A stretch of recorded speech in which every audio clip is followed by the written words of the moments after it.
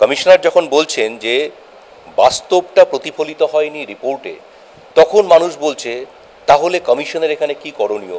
আমি এটাই বলবো যে commission has to B satisfied যে কোনো পার্টিকুলার বুথে কোনো গন্ডগোল হয়েছিল কি হয়নি।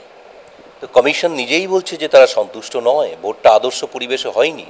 তাহলে commission will have to decide যে তারা কি কি আর পেপারস চান, কি কি ওনারা এনকোয়ারি করাতে চান, that is up to them. আচ্ছা, কমিশনের হাতে কি আইনগতভাবে এই ক্ষমতা রয়েছে যে গণনা পিছিয়ে দেওয়া যেতে পারে বা কোনো বুথে আবার নতুন করে ভোট নেওয়া যেতে পারে? সেটা তো রিপোল তো হয়। রিপোল যদি কমিশন মনে করে যে কোনো বুথে ঠিক মতন ভোট হয়নি, পরিচালনায় কোনো অসুবিধে হয়েছে বা গণ্ডগোল হয়েছে, তখন নিশ্চয়ই সে রিপোল করাতেই পারে। কিন্তু একেবারে যেহেতু গায়ে গায়ে, এটা কমিশনকে স্যাটিসফাইড হতে হবে।